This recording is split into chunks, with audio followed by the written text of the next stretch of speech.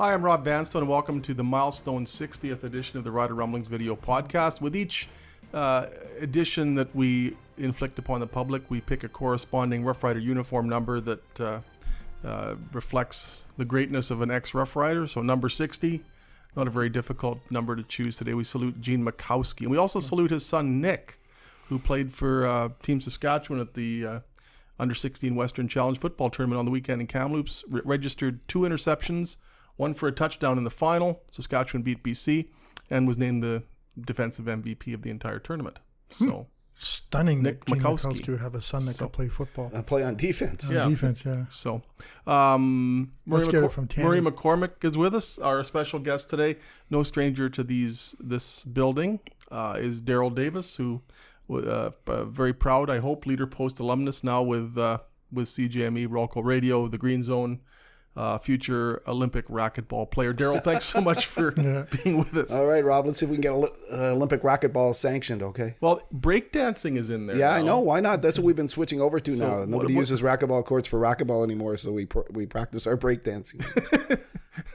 I don't know if you can. What break is the dance, world coming to? Can you break dance to country music? Yeah, you can breakdance to everything. Can you? Okay. You've heard the number 1 song lately? Yeah, it's true, too. That's very true. Listen to jazz, it's way better. Yuck. I want to go on a bit of a rant here. This latest Gainer thing. This is the most ridiculous thing I've ever seen. Where the Gainer was, some people took offense to the Gainer supposedly handling a stuffed lion in a manner that was not widely applauded. Can this just go away? This whole ultra sensitivity about everything.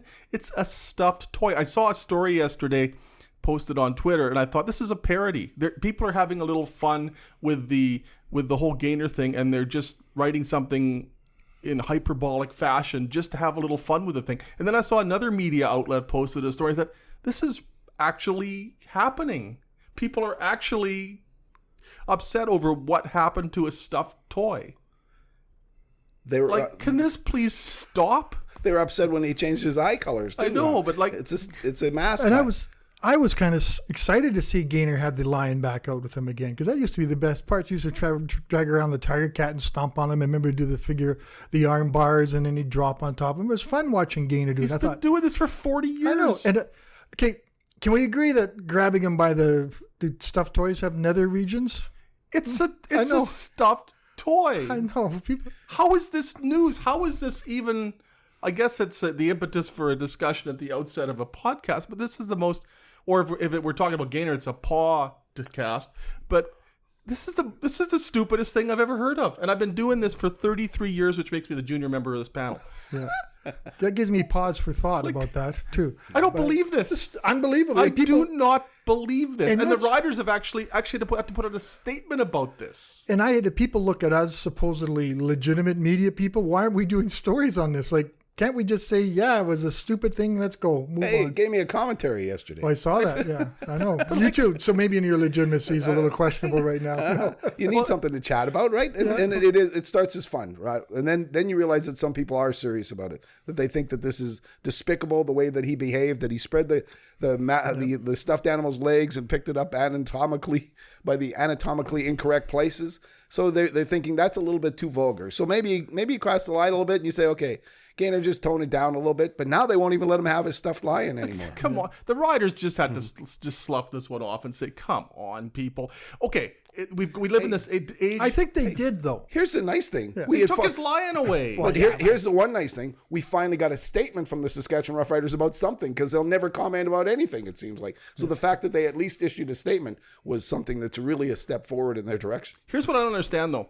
In this day and age, a lion mascot can be censured for behavior toward an inanimate object, a stuffed toy. Yet you can have a president of the United States who can get away with ridiculous things, and the things he said on that NBC video years ago. You have a president of the United States who's done all these absolutely horrible things, and he gets elected as the most powerful man in the world.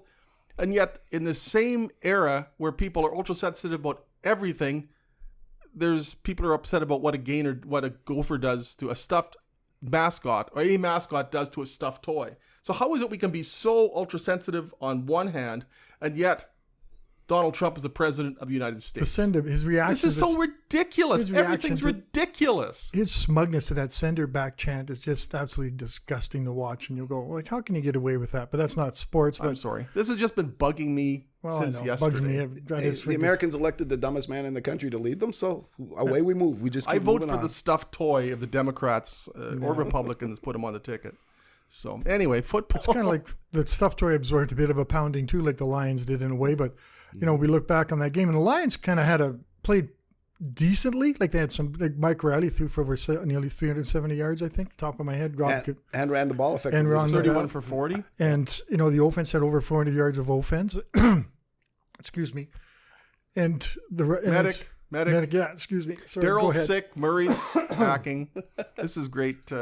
I can't call it television. Go ahead, take it from there, Rob. Daryl, save us. Save us, Daryl. The big thing with Mike Riley, though, is why was he in the game at the end? That's what we're all wondering about. Devon Claybrook's the head coach, got talked into letting Mike Riley go back into the game. There was no reason. You've got a $750,000 a year quarterback who's played pretty well, sacrificed his body, he's been hurt. You don't let him go back in the game. He had him out of the game. He should have kept him on the bench, but he said he wanted to go back in. You're the new head coach. Rookie head coach. There were a bunch of rookie mistakes. Mike Riley is obviously the head coach. Yeah, evidently. But Craig Dickinson made some rookie head coach mistakes too, right? They go up 24-19 late in the game and kick 1 point convert rather than going up 2 points with a 2 point to go up 7. Those are the type of things that rookie head coaches have to learn. Craig Dickinson hopefully learned something. Hopefully Devon Claybrook's learned something as the head coach of the BC Lions. Although he says, Mike Riley wanted to go in, I'm going to let him. Eventually you have to say, I'm the guy in charge. I make the decision. Well, you're both parents. If one of your sons or one of your daughters wanted to stay up till midnight and watch a movie, at some point you don't say, okay, they want to do that, so stay up till 2, stay up till 4 if you want. At some point you have to say, no, go to bed by 10. Yep. In the Mike Riley situation, he took a needless hit to the leg when he was hit by McCanna Henry late in the game. He should not have been anywhere near that football game at that point. How do you, especially with the kind of paper mache protection that they're providing him? Like, honestly, that's also a weakness. the domino effect. You've got to keep your other good players in too, because you're going to get Riley killed if you want to bring in your other backups. So you have to keep your starters in too. So you're also putting the other 11 guys at risk, but you have to keep some of them obviously. But they kept their 3 good players in the game till the end. Exactly. Yeah. No, that was they spend so much money on their quarterback, they don't have much else, right? No. Did you see I don't know if I've ever seen an offensive line juggled that much. There was one guy in his original spot. Yeah. They're trying to protect. Mike Riley's been sacked 21 times in 6 games. What a pounding he's going to take. And how many hits is he taking afterwards? Delivery sacks, right? That's what they call them, right? So he's throwing the ball and getting thumped. But so they still ran the ball effectively. Yep. Rutley had a pretty good game. The Riders kind of seem to be catching up. So I don't know if there's something going with the Riders' defense. But when they needed to stop a running play, they did. No, they stopped.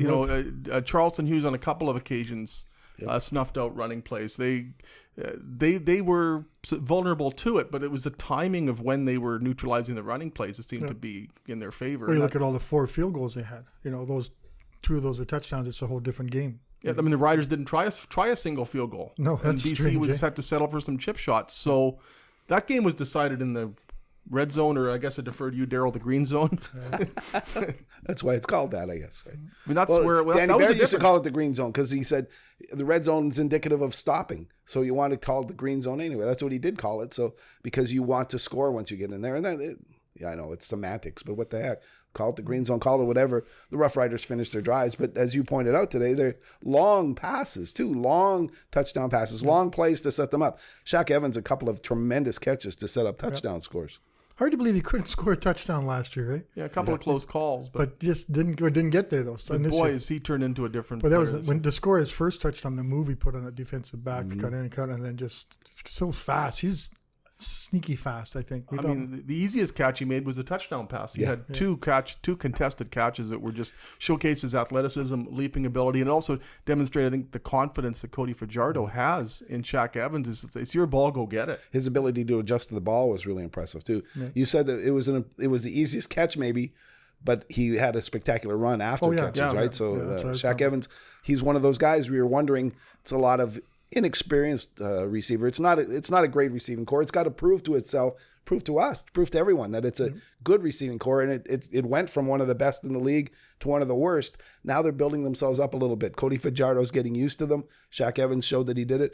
Kyron Moore, big play. So it looks like they're turning into a group that works together. They have to practice together. They have to spend time, and I'm pretty sure that Cody Fajardo spends extra time. You watch him at practice. The quarterbacks are staying out working with these guys, getting to know them, and I think it's starting to show in their aerial attacks. Some people are saying, how do you weigh these two victories against two of the worst teams in the league? But I think people have to. They beat them still. And there's times when the bad Rider teams, they would go in and lose to teams. You mentioned the Danny Barrett era. Yeah. They should beat these teams. They have to beat these type of teams, and they have to beat. And that's a good sign. It's not necessarily there's no room on the scorecard for an explanation of how they beat them or who you beat. You got 2 points and you got the win. So I like to think, and it goes against our natural ability to look at the positive side. But they won 2 games against teams they should beat. They should beat the Lions again on the weekend, and then they got what's going to be likely be the biggest test of the season when the Tiger Cats are here without Simone Lawrence. So, well, Darryl, you covered the Riders when they were notorious for not beating teams they should beat. You were at the game in Hamilton in 2003 when the Tiger Cats beat the Riders for their only win of the year. The following year, 2004, the Riders lost 3 times to a Winnipeg team that won 7 games all year. 2005, they lost twice to the Ottawa Renegades, who folded. 2006, they couldn't beat the Edmonton Eskimos, who didn't make the playoffs. And in each case, the failure to capitalize on those gimmies cost them a home playoff game. Yeah, so they've got the teams, the free spaces on the bingo card have been set aside. And they should beat BC again, but these are one of those games. I know. The BC Lions are a desperate team right now. And last week wasn't necessarily a must win, but for the loser of the game, the next game of the home and home is certainly a must win. So for the BC Lions, if they want to prove anything, they should be able to come out with their, fighting for their lives. So it's going to be a tougher one. As you said, Murray, that I think that the Rough Riders are really in tough. And I saw that in your predictions, Rob, that you picked the BC Lions. That's totally reasonable. I really think that can happen because it's a tough place to play. Even though they're not drawing big numbers at BC Place Stadium, it's a tough place to play. It's tough to play back-to-back. You get a little complacent, too, no matter what team you are, not just the Saskatchewan Roughriders, who aren't actually used to winning that much, but they could get a little complacent and a little proud of themselves and say, oh, we kind of manhandled these guys the first game at our place. Then you get caught a little bit, and be careful. Mike Riley, as battered as he might be, is still capable of putting together some numbers. They've still got Riley, they've still got Burnham, and they were still leading in the third quarter. And as you mentioned, the running game, the way they were moving the ball along the ground, I just people are treating this game like they blew the Lions out. And at the end, it was 38-19 at one point. But I look at that Lions team, and they were right in that for a lot of the game. And they've still got Mike Riley. And I just get the feeling that this one might swing a little bit. There was a lot of pressure on Mike Riley, but only when Charleston Hughes was rushing. Yeah.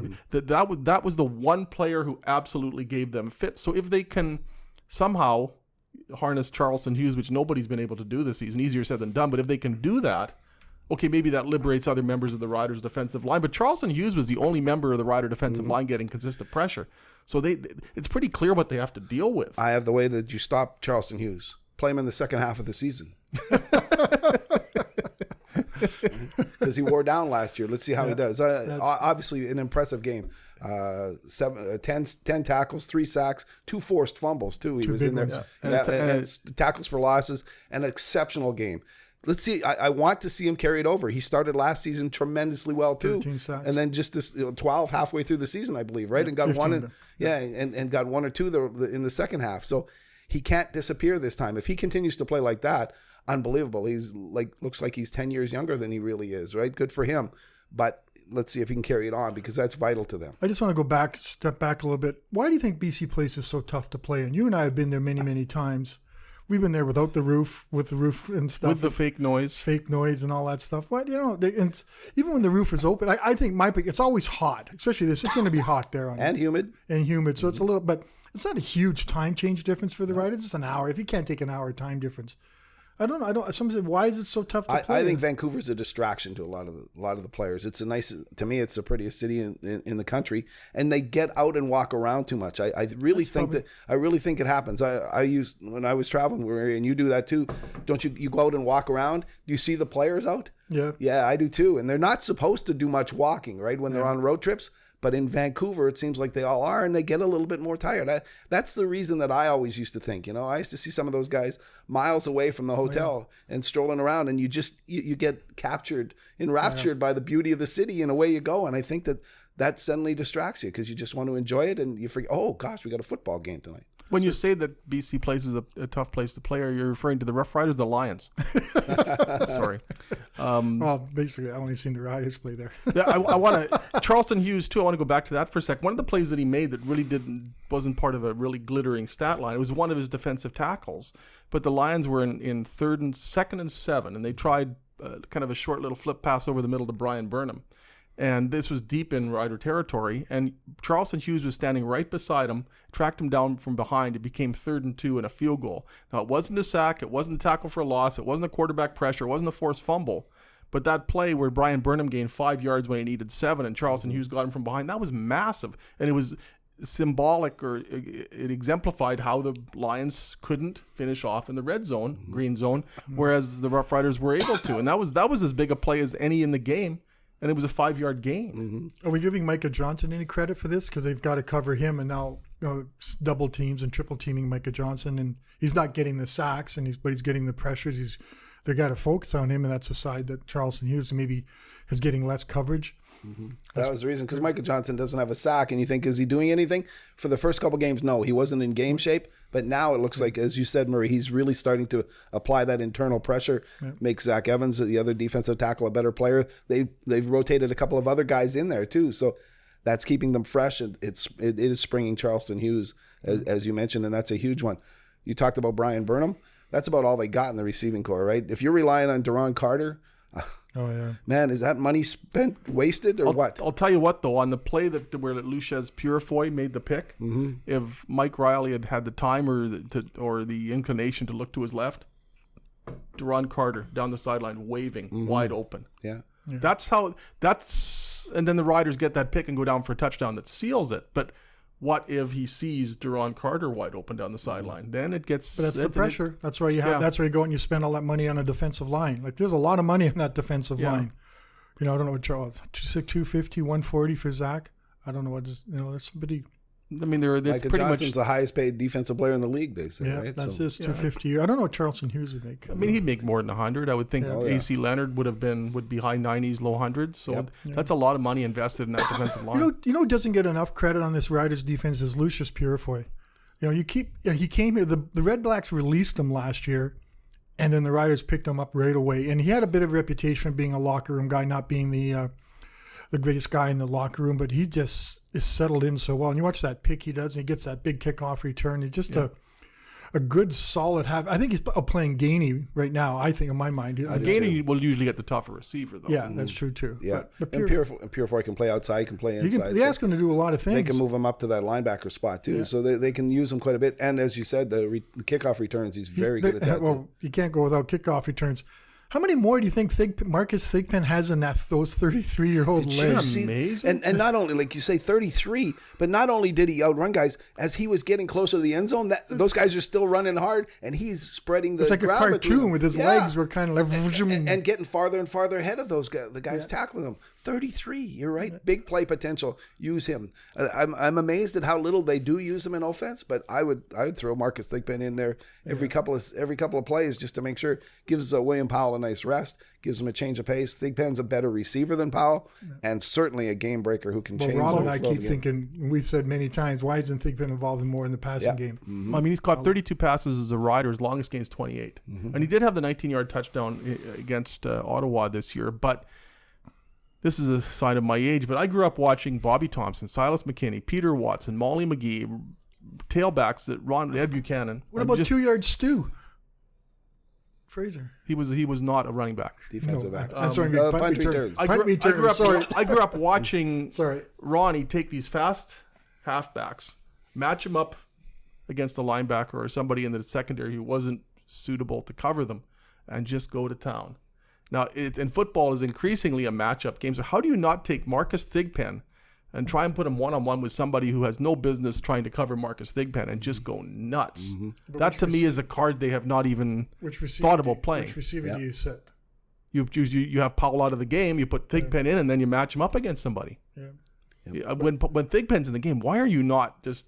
Powell had. Why is it not a track meet when you have Thigpen in the game and he's not? And you're throwing the football. He's on a wheel route and away he goes. It's still early in the season. You don't want to. He didn't do it last year at all. I know you don't want to show up. I'm being optimistic here, Rob. Can I be that for a Although second? he dropped a long pass in the early last season, they had him one-on-one very early last year, and he dropped the pass. So, but that's the one time they've tried it. I don't know. We'll go back. Enough of this optimism. What are they going to do on the offensive line? You look at. I counted up. I think there's more than 140 starts with Blake out, Labatt out, and Bladdock out now. And Blake just joined him. He's going to be gone for a while, I would think. So now they're going to have this Braden Schramm kid, who for some reason the target gets released last year, and the Riders picked up, and he's going to start at left guard. So. And the line did pretty well. Schramm played pretty well. Dakota Shepley's a very good player. He seems to have stepped right into that role. You're right, Murray, though. They've lost 4 starting offensive linemen. It's really amazing when you think that they're able to patch it together. In the offseason, we said that's where they really invested more time, and nobody really noticed it, but they built the depth there. I thought that was their best stuff they did in the offseason. Jeremy O'Day and the personnel department really made sure that they had some Canadians. Schramm had a good pedigree coming out, right? Yep. Hamilton drafted him and cut him. Saskatchewan picks him up. The same with Blake, right? They get him from Montreal, I think it was. Yep. And good players who just needed that opportunity to play, and they've really developed a pretty decent offensive line. What do they do now if another one gets hurt, though? Like Braden Schramm began the season, correct me if I'm wrong, is their number 7 offensive lineman. Yeah. Now he's starting. 7 or 8, maybe. What if another injury hits? Yeah. What do they do? You go Americans. They're going to have to put a Canadian somewhere else, right? Well, Jacoby Cofield's gone for a while too. Yes, that's the 4th one. I forgot about him. But with such a patchwork line, they didn't allow a sack. Granted, the Lions front 4 doesn't make you think back to Bill Baker. Is Odell Willis still on the team? Where'd he go? Odell. There was nothing. Yeah. There was no pressure. But I think Cody Fajardo also helped his own game too by using his legs and feet. Like you look at he seems to have these big runs. Doesn't have huge totals, but he runs effectively, and that's kind of, we thought as a short yardage guy you should be able to run, but he's shown that part of his game that was really good point, Murray. By the short yardage experience that he's had over the years, he's now able to follow his blockers very well. He looks for those seams. Because a lot of those were handoffs quarterback options that he grabbed back and ran in because he realized the defense. He saw very well the defense was keying on the running back, on Powell. So he went the other way. A tremendous job, very effective as Cody Fajardo, and he's fearless. He came up limping a couple times, and you kind of go, because he's played exceptionally well. He's taken on that mantle of leadership. He answers the questions. He stands in there. You can tell he works very hard at his craft. I think. And I wrote that he's the guy they're looking for. He looks like it, right? He's done more in 4 starts and to really get people talking than Zach Collaros did in 14 last year. Mm-hmm. Yep. And he's money in short yardage. Yeah. Have they been stopped yet? I don't think so. They got Nick Marshall they could put in there too. Yeah, but he hasn't. They haven't even used him. They've left Cody Fajardo, right? Since training camp, I haven't seen him out doing that. Yeah, why bother? Because as you said, Cody Fajardo is almost unstoppable at it. Good for him. He's brave, strong. And very astute at finding the gaps in the line. He looks the part too. Yeah. You listen to him talk. He just has that persona that a quarterback has to adopt. It seems like it just comes naturally to him. Doesn't he sprinkle a little Jesus on it too? He said, "Yeah, a little Jesus." Yeah, that was interesting. How do you not like what he's done? Yep. He's impressive. He's humble and talented. He doesn't take the credit. He takes the blame. That's what good quarterbacks do, right? That's what Mike Riley's done for years, but Mike Riley isn't having the success that Cody Fajardo is, which is kind of surprising because Cody Fajardo's probably making 20% of what Mike Riley is making on his salary. Cody Fajardo could make himself some serious bucks this year. I don't know what his contract is like. It's a 1-year deal, but if he keeps playing the way he has, certainly other teams will be enticed unless the Riders can get him to sign, get an extended deal signed during the year. But his best games have been against Ottawa, Toronto, and BC. Let's see True, how let's see how he does at the second part. That's what we keep waiting for. Let's see if he does. But he bounced back tremendously from that horrible Calgary performance. As I said before, they beat the team he had to beat. Yes, and he had to perform Has against to do the it team he had again. to perform. Let's see how he does against Hamilton in a week and a half or 2 weeks, right? It's also nice to have a quarterback that wants to be the face of the franchise. And I'm not saying that it's right or wrong. Like Zach Claris doesn't want to be the guy. He doesn't want to be the one that comes up and responds to all the generalized questions. Mm-hmm. Cody wants that role. He embraces it. He was that guy in Nevada for three of his 4 years there. He was the number one guy. Mm-hmm. Rushed for 1,000 yards a couple of years and stuff. So he's kind of done. He knows he's done. He's been in that role, but it's got to be tiresome sometimes to keep asking the same questions. But anyway, how about another one? I'm sorry, taking over. What do we say about Craig Dickinson now? 2-3. We had him going against Devon Claybrook's.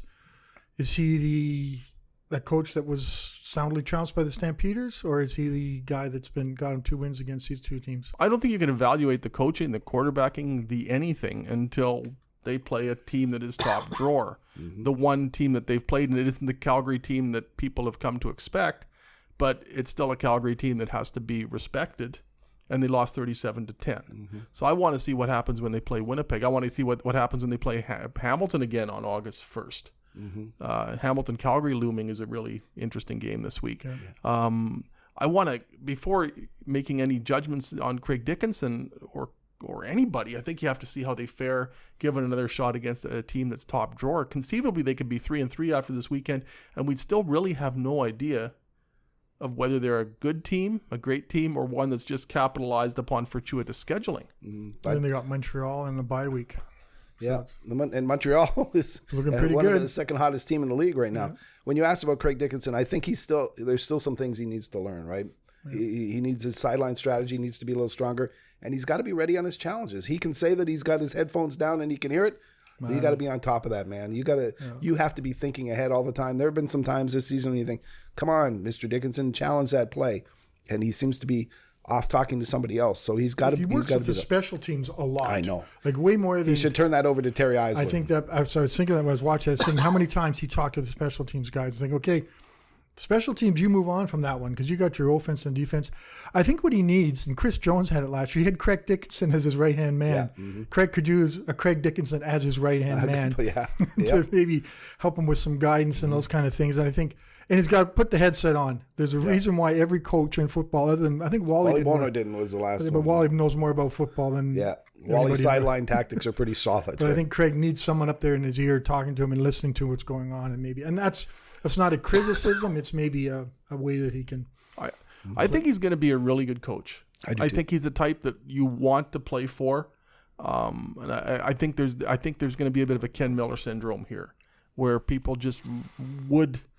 Just basically run through a fire to play for Craig Dickinson. And that you can't quantify that, but I get the feeling that's the kind of coach he's going to be. And Ken Miller wasn't the kindly grandfather, this avuncular person that everybody thought he was all the time. Sir, what? He could get on. He could push the buttons with players. I think Craig Dickinson can do that as well. Yeah, and I love his honesty. He gets it. Yes, he does. Gets it. Yeah, candid too. Like I still can't get over. He tells us about injuries because he's going, he's got a groin. I guess. It's not that. And then he says Murray. Yeah. Right. It's changed. The whole attitude over there has changed completely. That he refers to the people he's talking to, and in Murray's interviews, you hear the players say, "I love Dickie."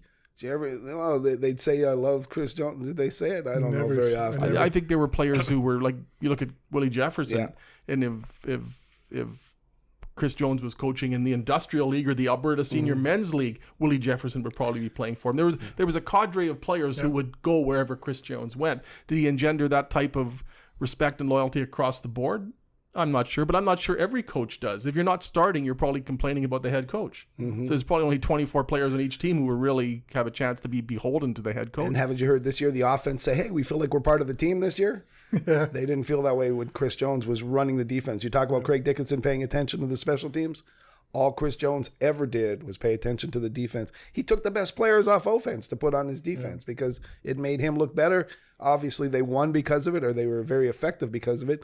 But the team had no offense, and that was because their head coach was slanted towards the defense. Well, they spent some money on the offense, a little bit. They did this year, and we were talking earlier. The job they did They brought in good backup quarterback who we thought at the beginning probably the right guy, but they also built that offensive line and they built the depth knowing you need it because you go through offensive linemen, and it's a very solid part of this team right now. So I'd hate to take another. What about the Blue Bombers? How about a team stepping up to fulfill expectations? Yeah. They're in the West Division and everyone's going to chase them. I know it's not Riders, Rob, but No, that's all right. they're so We'll good. give you 4 seconds of Bomber time. But isn't that, I 3, just think 2, you had 1. your rant over Gainer. I just want to sing the praises of the Blue Bombers. I'm not and done Matt yet, Nick. by the way. It still bugs me. Are we going to have to admit that Matt Nichols is a good quarterback? Or Mike O'Shea's a good coach. Yeah, all these things. And Kyle I know. Walters Talk is to a me good in personnel November. guy. So yeah, and Kyle Walters is a I good. know. But They did everything they had to do right in the right? offseason. Yes, they have. Yeah, and they've stuck together. The loyalty that they've shown with that group growing together, I think, is what's really produced them. So we look at things and you think, well, in Toronto they got to fire Corey Chamberlain, but that'll just set them back again. So, they stuck with Michael Shea, even though he was under fire a couple of years ago. They stuck with Matt Nichols, even though everybody said, is he really a leader? It seems like all the pieces are in place and they're all experienced and they're growing together. We should wrap up. You have to get to practice. Are you going to practice? I'm going to go to practice. Yeah, I watch Murray at practice. I'm going to go and Hard to I'm keep on up to me. holidays, so I'm not doing a thing. Murray, you've got to read this thing because I mangle it. And the every last time. words are no more Gainer the Gopher. I don't want any more Gainer stories. I'm just sick of Gainer. I don't. I reserve the right to make jokes. There's a about man it, inside the suit, but let's just stop talking about the suit. All righty, here we go. If you enjoy the podcast, or podcast as Rob said, Wasn't that clever? please leave a review and a 5-star rating. It helps us grow the podcast. You can subscribe to the show on Apple Podcasts, Google Podcasts, Spotify, Stitcher, or wherever you get your podcasts. If you'd like to send us a question, you can email Rob at rvanstone@postmedia.com and we'll read it on the show. You can also follow Rob on Twitter at Rob Vanstone or me at MurrayLP, and we're both on Twitter. Daryl, where do we find you on Twitter? Daryl Davis SK. Thanks, guys. What was your address? I got a question to ask you. It'd be we one of could the use- we could few- use one. We could use one, yeah. Daryl, thank you so much for being Good to with see us. you guys. Welcome back. We still What happened to my desk? yeah, it's Okay. it's somewhere in the basement. All right. And there may be mice residing in one of the drawers. Just like old times. Murray, thanks as always for your time and insight. Daryl, great to see you again. We'll always consider Thanks, you one of ours, even though you're a CJMer now. Daryl Davis of the Leader Post. I'm Rob Vanstone of the Leader Post, and we'll do this again next week with number 61. Ed McQuarters. Take care.